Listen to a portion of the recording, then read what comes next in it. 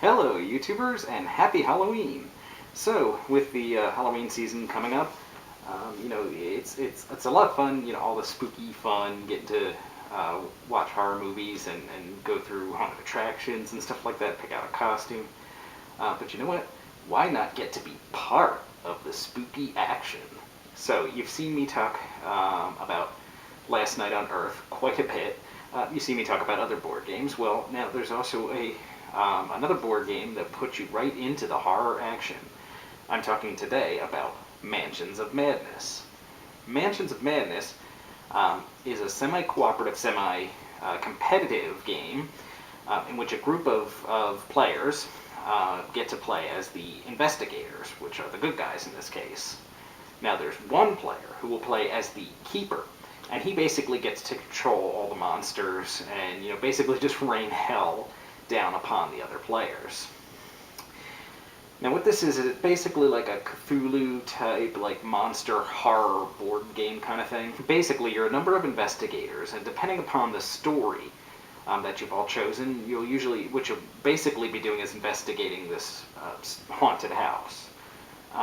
Most of them tend to take place on the inside, some of them include the outside of the building as well.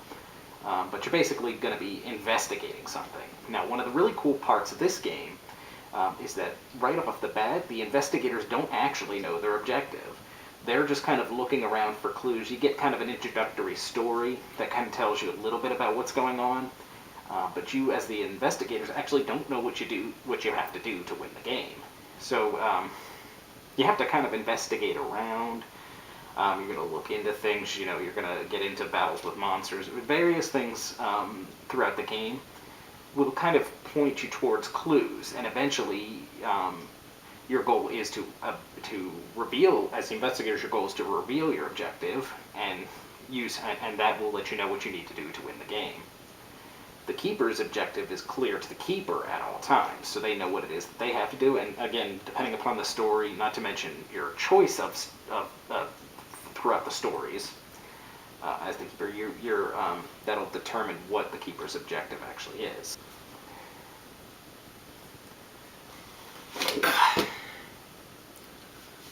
So one of the coolest things about this game, in particular, is just that the investigator at the very beginning will actually choose not only a story, but there's a set of questions that they get to pick.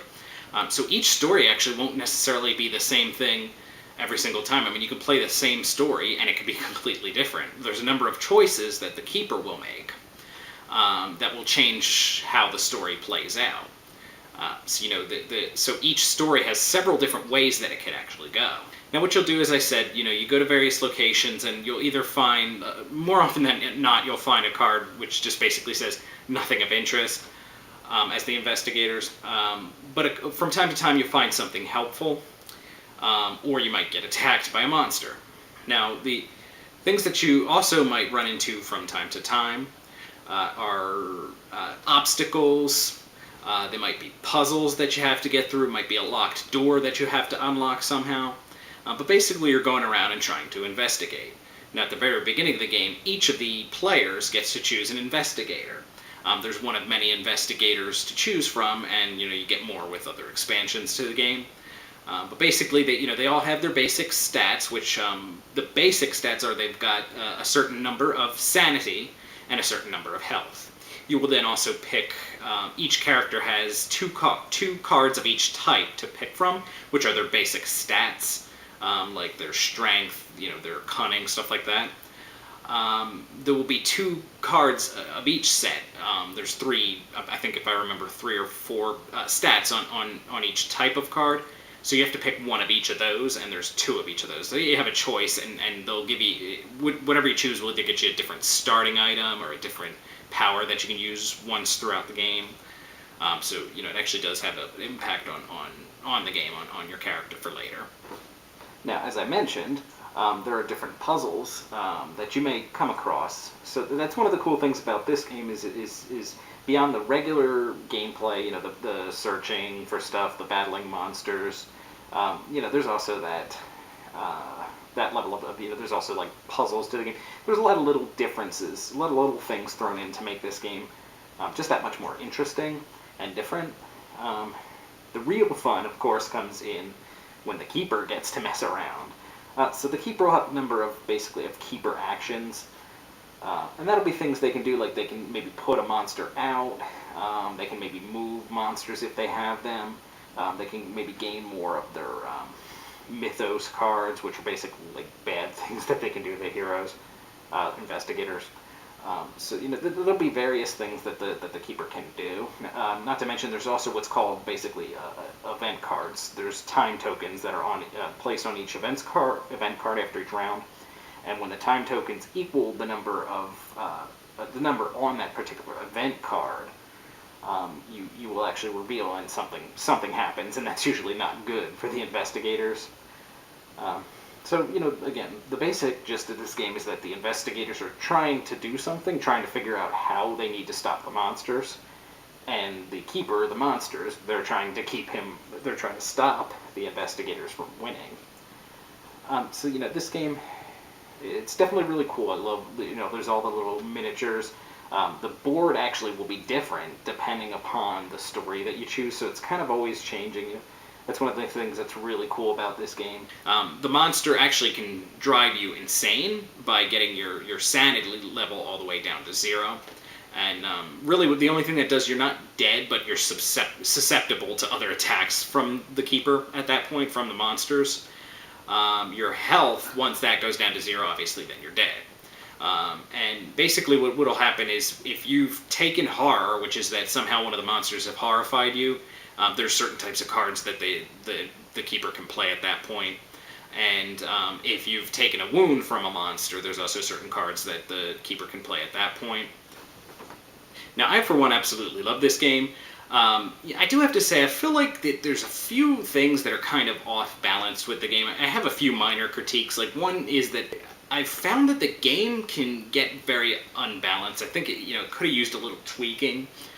Sometimes I find that, depending upon the story you play, the keeper either isn't given enough of a chance to put monsters out, and so you're feeling like you're going through the whole game and monsters never come out, or it's made way too easy for the keeper to bring monsters out, and you feel like there's monsters all over the board. It makes it too hard. So I do feel like there's a few things that could have balanced the game out a little better. I feel like sometimes. Granted, sometimes, that's part of, being in a horror movie or something like that, but there are times where I feel like, as the investigators, you spend too much time running around the board trying to investigate stuff, and you never wind up finding anything. I think, that could have used a little tweaking. You always wind up running into, oh, you need this key to get through here, or you need to do this. I think, I like that part of it, but I think they rely too heavily on that. I think sometimes you should be finding stuff, as opposed to basically, like, everywhere you go you find that stuff and you have to reveal those first to actually find anything. That starts to get annoying. You start to feel like you're going around the board for no reason. Other than that, I mean, the game, it's an awesome game. I love the game. One of the greatest things is all the little flavor text. Every card there is has, a little bit of flavor text, so, it really, that's one thing I will say about this game, is that it really brings you into the theme. And I just, that's the most awesome part about it. So one definite advice I give you playing this game is, do not skip that stuff. Read all that flavor text, because that's kind of, that really is what makes it awesome. That's the best, that's one of the best parts of the game. This is definitely a game I highly recommend. Personally, I'm still a bigger fan of the Flying Frog games than I am of this, but this is still a very awesome game, and one that, I love that I have in my collection. And it's definitely one, just like a lot of the Flying Frog games, it's definitely one that, fits right in with the Halloween season. Okay, YouTubers, have a nice day, and happy Halloween.